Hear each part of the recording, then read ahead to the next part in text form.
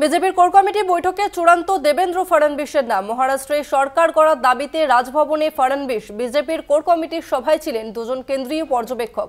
বিজেপির দুজন কেন্দ্রীয় পর্যবেক্ষক নির্মলা সীতারামন ও বিজয় রূপানী।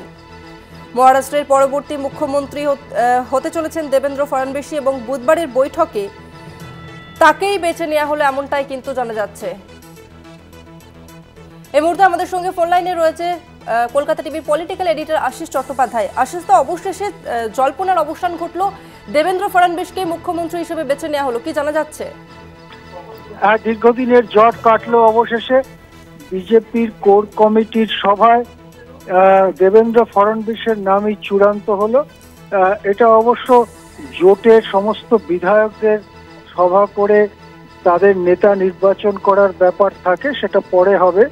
কিন্তু আপাতত বিজেপি দেবেন্দ্র ফডনবিসের নামেই সিলমোহর দেওয়াতে দেবেন্দ্র ফডনবিসের সামনে মুখ্যমন্ত্রী হওয়ার পথে আর কোনো বাধা রইল না।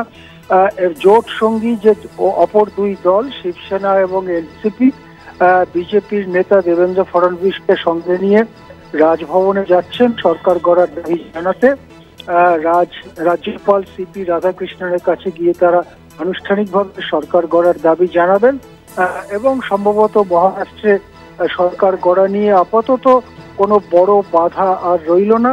তবে জোটের মধ্যে যে নানা রকম অন্তর্দ্বন্দ্ব এবং নানা রকম অসন্তোষ, সেটা নিয়েই কিন্তু শুরু হবে মহারাষ্ট্রের নতুন সরকার গড়ার প্রক্রিয়া।